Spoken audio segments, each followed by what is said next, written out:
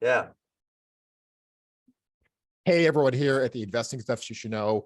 We are delighted, yes, though not excited, but delighted today to have an exciting guest with us from actually a place where I went to school. His name is Marc Kuhn, and he is from the North Dakota area. My wife is from the North Dakota area. So Marc, you're doing amazing things on, of course, in the development space, in the investing space, the social media space. So someone that's like kind of close to home is really exciting to know and be part of. So welcome to the show. Yeah, I appreciate it, man. Thanks for having me on today. This is It's so great. exciting, man. So exciting. So I think we posted the other day, or we traded a little bit of a few comments online, and it was like I had said that I wish I would have started earlier in the investing journey. So, people know my story. I'm not going to talk about that. That's not the point here, but there's always, we could all wish that we would have started early. So pivoting to you now, give us a quick, so people know, where you're coming from and a little bit of your background. Give us a high level there, and then talk about your journey into builder, probably first laborer, then builder, then developer, blah, blah, blah. So we'll get into that, but give us a little background. Yeah. Well, I can help out the newbie here and all the way up Amazing. That is to the people that we're talking to. into the experience, right? So it's like my whole journey started, I was a concrete worker. I basically, concrete dries, so you work hard, you create an urgency within yourself. I did learn a lot of things from concrete work, but the one thing you don't learn is how to keep the money, right? Like I was always just working harder, pouring more concrete to make more money. And I did this next to dad. So dad kind of helped me learn some of these aspects of concrete. Well, then I developed into business. I went to college, I did the whole common theme that everyone goes on. Then I learned about, really business. I was like, man, I need to start my own business, because I was like, man, if I go pour this concrete, I'll get paid this. So it kind of creates like a different type of more of a business hat instead of, go work 8 hours and get paid this, right? Yeah. That's how my mind Did your works. dad have a concrete business for, I guess, kind of like, as we know, children watch their parents. Did your dad have a business was that a bit of a motivation or inspiration there too? Yeah, you know what? I think it was I clashed with dad, so he was a motivation as I'm gonna do this, so whether you like it or not, and I'm gonna compete and dominate. That was what kind of like Alex Hormozy, you like go right after the competing part of it. Yes. And you want to prove them wrong, right? Like especially the people closest to you, you want to prove them wrong. You always gotta use haters or people that don't believe in you, use them as motivation. So that's what my inspiration was right out of the gate. Those folks close to us, Marc, hit the nerves. They know how to, I mean, whether that we hit their nerves, they hit our nerves, but those people do hit the deepest nerves in us, which is why oftentimes and we can all go back and wish to change things, but regardless, now whatever happened. Those things do hit home, and they also are the most twingy. They do have the most effect on us, whether it's your dad, your mom, brother, sister, uncle, whatever it is. Yeah, those people close really do have a large impact on you.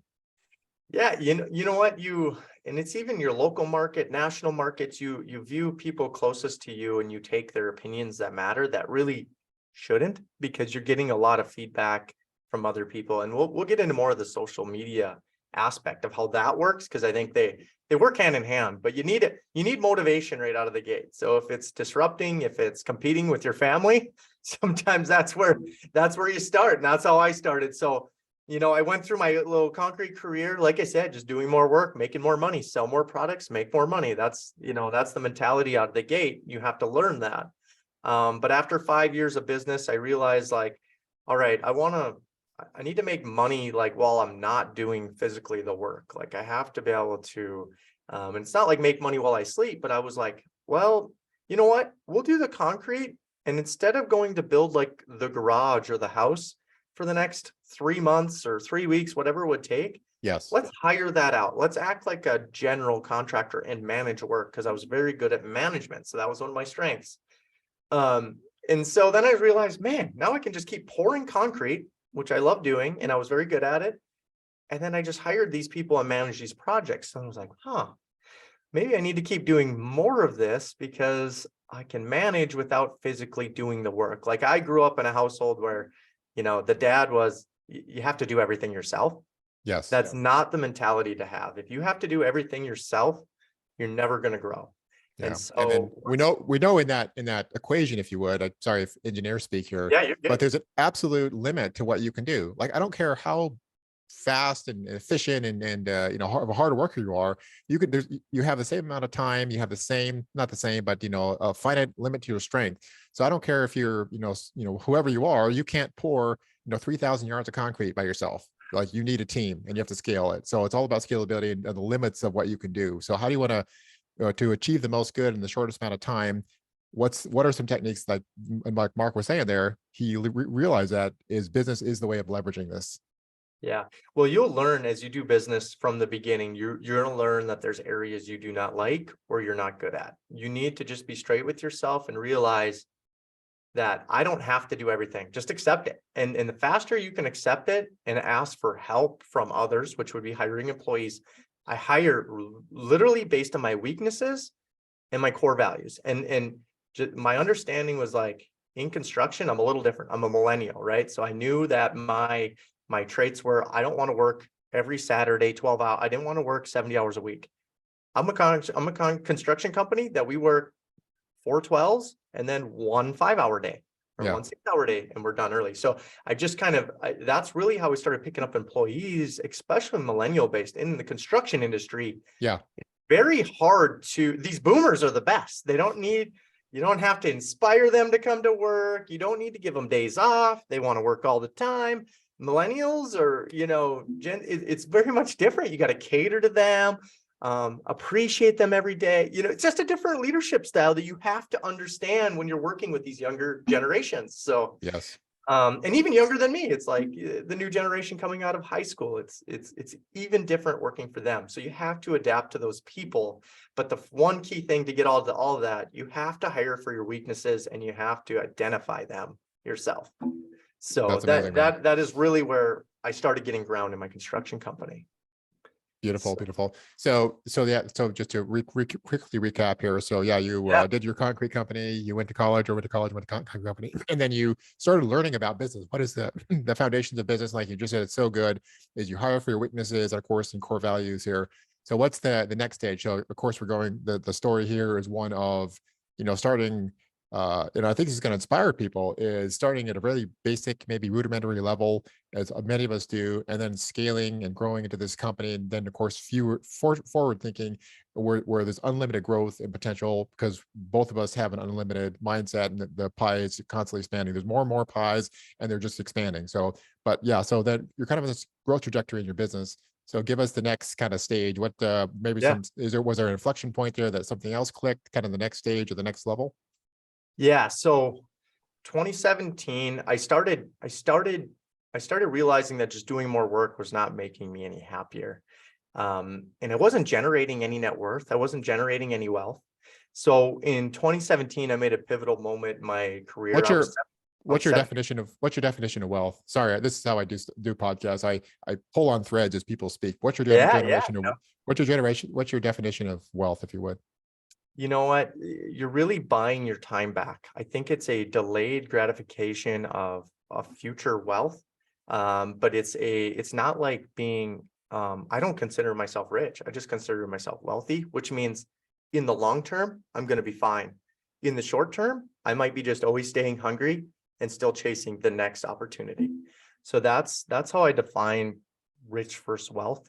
Yes. I could stop today and be okay. I'd have to be pretty complacent though in what I have. And but I've generated very good wealth for myself over the last 5 years of my career, to really generate that. So that to me is what wealth is. It's generational wealth, and that'll carry on even through my kids. Awesome, man. Yeah. So stop to midpoint there. So you're 2017, you had like a realization, reflection point as this new idea of what wealth means and time. So please continue on that one. Yeah. So, I think I was sitting by my phone, and I don't know if I said the word real estate or if somehow Google found out, but then all of a sudden I had a short guy named Grant Cardone come on. Everything I looked at on social media, it had this little guy on there. Yeah. And it was 10x this, 10x that, so it's like, and what Grant, he's very out there. People have different opinions with him. And that's because he just likes attention.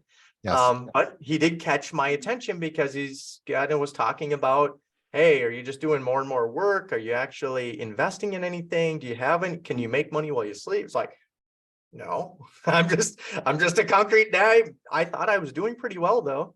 Yeah. And he's like, well, he's like, think about what the super wealthy are doing. And I remember those words in 2017. He said, he's like, just think about it. Just stop and think. They all invest in these kind of boring assets. I mean, they're nice assets, but they're boring.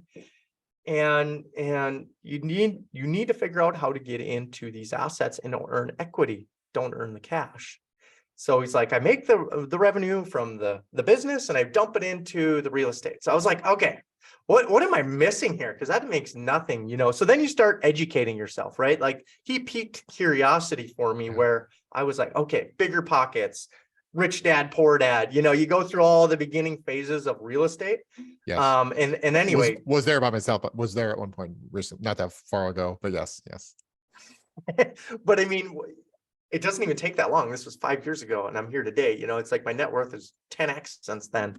And it was just changing my mentality from making money, just keeping cash, paying a bunch in taxes versus keeping it all, paying very little in taxes. Donald Trump, Grant Cardone's, all these big wealthy people, they didn't pay much in taxes. Like, how in the heck are they doing this? Yeah. I was like, I can't buy enough pickups or crap that depreciates Fast enough tax and liability enough of down. it to do that, right? Yeah. Well, and I was always told wrong. I was always told, you know, the old mentality is, well, you know, if you're making money, you know, and you're paying taxes, you should be pretty happy because you're making money. It's like, come on. That's what I was taught. That's what I was growing up around, you know. Just the value of those questions that the people like Cardone and others ask us is just to tell you, just shows us the limits of our own mind, and simply just having a shift of thought or thinking, and also pointing us to what this other group, you know, it happens to be the super wealthy, but it could be in giving or family, where there's really success. There's incredible success. And it's just simply a paradigm shift of, have you thought of these things? Have you considered this stuff? So our minds are very restrictive and constrictive boxes that we want to bust out of, and just having like Mark was saying, just having this another set of unique thoughts from someone else that's fairly wealthy like Cardone, and saying, hey, what do the super wealthy do? And then also like, oh my God, yeah, what is that? How about that? But please elaborate there, Mark. Yeah. I think curiosity, if you're not a curious person, you know, that's what drove me to do the self-education. He's like, now I need to know everything, why people don't pay taxes, how you generate wealth, why they're investing in boring assets. I need to know all of it. And from there, basically, step by step, I started, okay, I need to get into real estate, but sometimes that's not even the best route. Like you need to find a revenue generator first, educate yourself. So I didn't actually jump into real estate till like late 2018. It was a couple years later, right? Like I consumed everything. I just did. And I had pretty good knowledge when I went in because I knew construction. So I'm like, how can I adapt my construction career into a long-term wealth building career and maybe not just help myself, but help others? So it's like, well, my construction company manages projects. We do concrete, you know, we do all these things in-house. Well, why don't we start developing properties and doing this for myself? I'm creating my own work. I can get the debt. I can maybe help other people get into these investments with us, help them create generational wealth. So boom, then we're now, you know, now we're doing a construction developer, you know, and we develop properties today, you know, class B multifamily, and we do a class called luxury storage today. But that's kind of how I just triggered and moved into that direction. I wanted to use the companies I've built instead, you know, to help build my wealth. Yeah, but you that all that is so good. But you one nugget I want to emphasize for the audience is that you said getting into real estate is not always the best path. So if you're following on social media and this, that, and the other, a lot of people just say, you know, do real estate, and it is a really solid path, and it's a great path, and it's the right path for many. Although Mark was saying it's not the right path for everyone, or maybe it's the time, and that's super important. Do you have some type of, you know, cash producing entity? Could be a laundromat, could be a construction company, could be concrete. I mean, there's like so many different ways, as we know. It could be a restaurant, whatever. Or maybe it's your job. that a lot of people have a good job. And then maybe how do you kind of have this transition? You need to have a plan, and you have this transition stage between what you're currently doing to the kind of this next level. And there's there's infinite amount of levels here. So you just, but you're still going up. It's still increasing in wealth, increasing in knowledge, increasing in value, creating value for other people. So that's a point I just want to emphasize that you said, Mark, at the kind of the beginning of that statement is, use this and kind of the strategy. And then of course, then you jumped into the development, or not a jump, but then folded Yeah. into it. Yeah. So like really in the beginning, like how I tell, like I got 20-year-old, 21-year-olds, 22-year-olds. I love their curiosity into real estate, right? Like but that's not where you start typically. Now you can be a real estate flipper. Yes. You can do Airbnb like arbitrage, where you don't need much money, but it'll produce some revenue. And remember, flipping is not real estate investing. It's another revenue generator to hopefully throw that cash into a bigger deal one day where it does produce some passive income. Just think about in the beginning, I need to generate some revenue and some tax liability. So then I can use the cash to invest in bigger assets. I would say it only makes sense to be 500,000 or above to really cost segregate, use tax benefits, and we can probably explain that more. But you need some cash to really shelter your tax liabilities. So there's a lot of different methods out there, and I don't know how far we want to get into all of those, Johnny, but you got to understand you got to have a cash revenue source first. Yeah. Could be your W-2 job, could be whatever, but think that first and second. Yeah. What is just since you mentioned it and it just piques people's curiosity, Mark, explain in a few sentences, if you could actually, what a cost segregation is. We know not going to get lost in the details of like 2022 was 100% and 2023 was all this kind of stuff. So at a high level, how does that work, and why do people take advantage of it? And it's kind of unique it's unique to this asset class. Yeah. So real estate is already the best thing that you can depreciate the building. You can depreciate an appreciating asset. I don't know where else you can do that. And in a cost segregation study just allows you to accelerate the depreciation in a property. So instead of taking the property just over 30 years, you can actually take it over the 5, they have different fixtures and models and lumber, whatever. You can accelerate the depreciation. So you could take a larger loss on the property and carry it forward on your passive income. So it's just a very, like, I don't even know. It's like, it almost feels like a loophole when I do it. Like, it's like, wait a minute, I made money, but I lost money on paper. It's like the best thing ever. Yeah. And then just to add a few notes to that, the federal government allows people that own assets, like could be a building, could be an airplane, and says, okay, this thing is going to wear out over a period of time. And like, okay, that makes sense. And things do wear out, they go up, they get obsolete. So let's just say a building is 33.5 years or something like that. So just straight line depreciation, like, from 2022 or 2023 and 33.5 years from now, the building will be, technically worth zero according to the way the government looks. Like, obviously something that's brand new today is more valuable than something 30 years from now. Hey, let's just keep it simple. But what Mark was elaborating again on what Mark was saying there's elements inside that building, as we all know. Let's pick on appliances. Well, no one in the world, or very few, have a 30-year-old appliance in the building. We know those wear out, at least in today's date, maybe 5 years or 5, 6, 7 years, whatever like that. So the government's like, okay, fair enough. Yes, we're going to allow you to take the appliances and have those go from full price now to zero value in 5 years. And Mark's like, yes. And how many other pieces of the building can I do that accelerated depreciation, write that down to zero? So that particular strategy allows you to carry forward some of the aspects of the building versus, if you deduct, some of the structure versus some of the things you can. So you can take, as you're investing, of course, that front investment is very, very intense, very, very cost intensive. And how can you get the returns back to yourself, Mark, or to your investors? Yeah. So through the cost seg and how, so typically like an investor, so if you're just an investor that's passively investing in this, or maybe you're the active guy, it doesn't matter. But these depreciation benefits, say your property produced $100,000 of cash flow, I own 10%, I'm getting 10 grand. And if I was going to do that, I actually can accelerate the depreciation. I actually get a K1 that says, hey, Mark lost 48,000, but I actually netted 10. It's like, it's like not even fair. Once I understood it, I'm like, this isn't even fair. I thought the section 179 with the construction pickups was like off the charts. Like you could Yeah. accelerate one. No, not even touching the surface.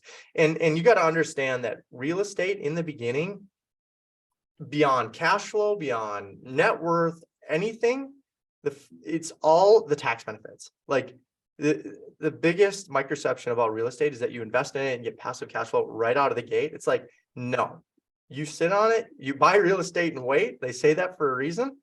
But you just, the tax benefits alone are just tremendous, that it's not even close in any other investing, comparing to a 401k or anything. It's not even fair. No other. So no other tax shelter out there is beyond So real. yeah, the takeaway from this is for anyone is to somehow get into real estate. You don't, doesn't have to be your full-time job, but somehow get with someone like myself or Mark and participate, or see, like you said at the beginning or a little bit ago, Mark, about the 20, 22-year-old that are curious about it, get around it, learn about it, become, get in that ecosystem and become, it doesn't have to be your life, or maybe you want it to become your life, but have that part of what you do and what and get educated, get in on that game. So it's amazing. And Mark was saying, like, it's not fair, but or the perception is that it's not fair, but the government set these rules up. I mean, powerful people in Washington for many, many decades have set these rules up. They want the populace to be housed. They need the populace housed in something. So if the populace isn't housed, we have unrest, we have civil disobedience, we have a mess. So for public peace, we need buildings, we need housing, we need habitations. So that's the reason that they do it, bottom line. So they encourage folks like Mark to go ahead and do more of that. So they can feed their own family and create a good product out there. So moving on from that, Mark. Yeah. So I love so what should we talk about? So we have, like you said, you're working on Class B, and then of course the kind of like the luxury storage space, which I just as a geek and as an engineer, I love that space. What to describe the two, just since you know that intimately, what are the advantages, kind of the high level, like why would you go some self-storage, whether it's luxury or not, versus a Class B apartment?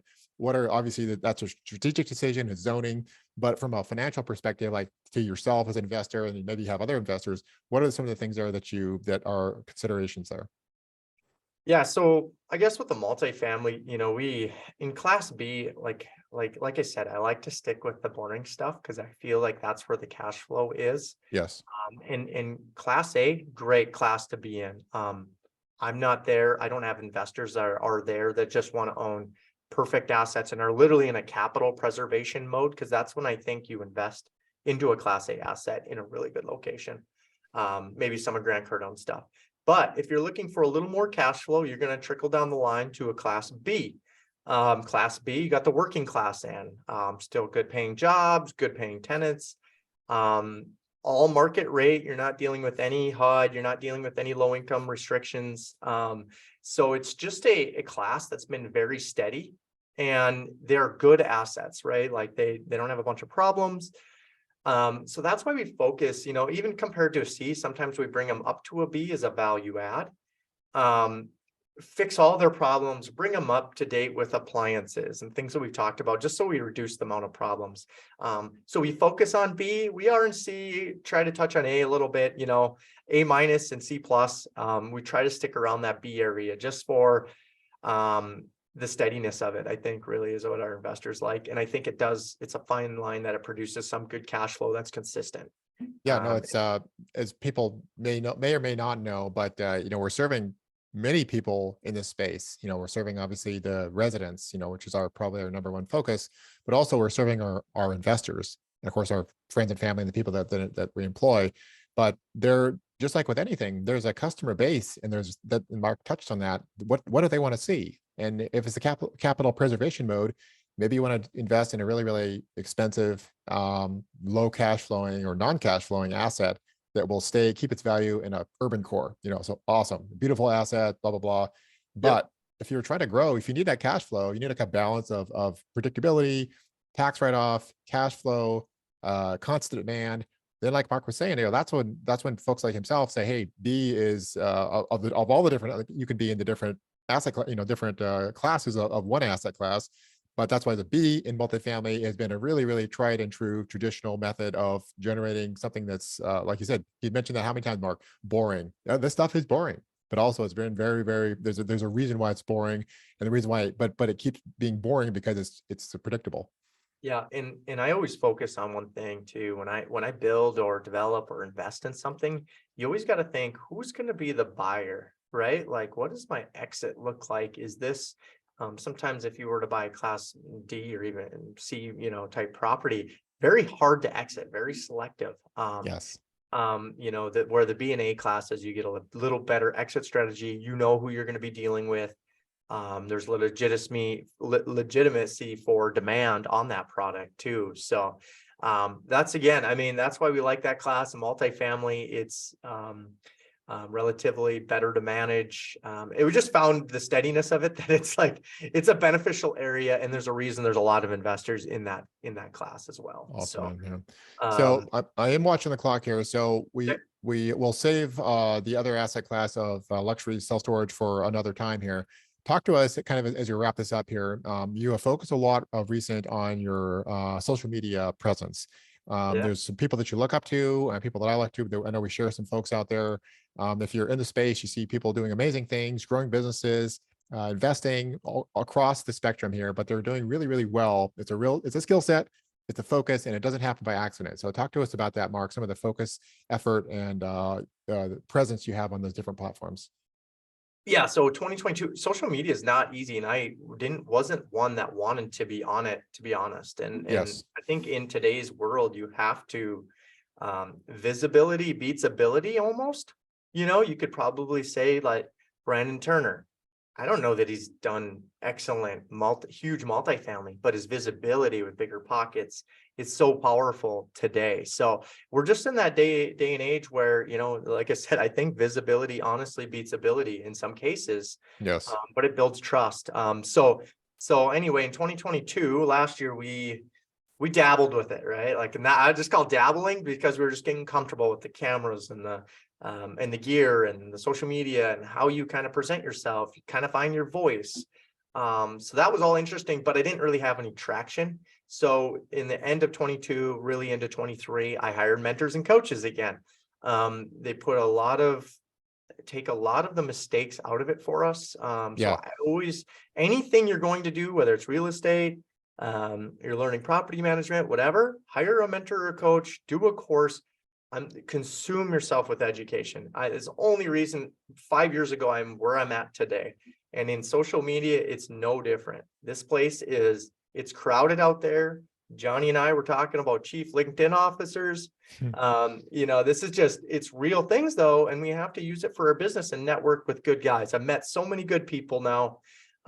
It seemed overwhelming right away, but it's like produce good content and maybe you'll get an apartment deal from it, maybe you'll get a new employee from it, maybe you'll get something else. So like just in the last 90 days, what I've done in social media, going all in, I would say, Yes. I love that. drastically changes it. And right after this, I got to shoot 4 hours worth of reels. So that's just something I adapt into my career now. Yeah, So man. it's so Yeah. important. I love that you started out, and I should have actually laid out as an interviewer the why, and you laid out the why. Like, why would I use it? Just because, like, to get my face on camera, because I love doing it. I want to like be a big deal. No, you're essentially claiming, and I believe, and I agree with you that in as small business owners growing into larger business owners, this is essential to be have that aspect of your business. So a long time ago there wasn't a chief information officer. Well, now that's clearly like back in the days of when Morgan Stanley was founded, that wasn't a thing. That there wasn't that wasn't needed. Now with technology, with the internet, and of course with people also kind of the next stage of that, with people spending so much time there, you have to have a virtual presence. You have to be not in the metaverse necessarily, but you have to have that virtual presence constantly being upfront in talking about what you do. So it's equivalent of billboards of the old days. It's just a new paradigm. It's a new way of doing it. So that's really nice, man. So I think we'll call it, just kind of wrap it up. I know we probably give that the social media aspect a bit of short shrift. Yeah. but we'll just go. But it was a great little segment, and why you're doing it, what you're doing, and how that's happened. And I love that point you made as well for my final statement, or my near end final statement, of you're going all in. So coaching and mentoring is how you get to every next level. Like you said, mentoring, real estate or business or development or like a construction, or like you said, social media, that final thing here, that is the way to go and grow and get and go to those next levels. Because if we knew how to get to the next level, then we'd already be there, because what we have is our own head. That's very limited. Yeah, you limit the mistakes. You just fast forward. You find the best mentor, I always feel, when there's someone a couple of years in front of you, and you really learn from them, and they really pull you, and you just don't have to make the mistakes that they made along the way. You can fast track it. So it's so important. And I'm going to be doing some coaching as well coming out soon on my own end and the real estate and development space. Awesome, man. Awesome. Yeah. So that's a beautiful segue into the things you have. What's the best way for people to reach out to you? And also, I think you have a newsletter. And do you have anything else that you would like to share with the audience that you're doing and you want to share? Yeah. So you can follow me. Best place right now is LinkedIn and Instagram. Marc Kuhn, MarcKuhn. We'll probably link it below, I'm guessing. Absolutely. Yeah, and on Instagram, we're on every platform though. I'm starting to document YouTube's. Again, just using my name. You can find me, and we're documenting. I'm documenting my journey through this process and social media of real estate investing, of getting deals done. So technical stuff, not just high and fluffy stuff. So we're going deep into this, and we're documenting everything along the way in social media. Amazing, man. Okay, everyone here at the Investing Stuff You Should Know podcast, thank you for listening to another guest, another episode of this of our show. Leave us a like, leave us a comment. We love to hear feedback. Of course, spread the word to your friends. Until next time, we'll see you out there. Marc, hey. See you later, man.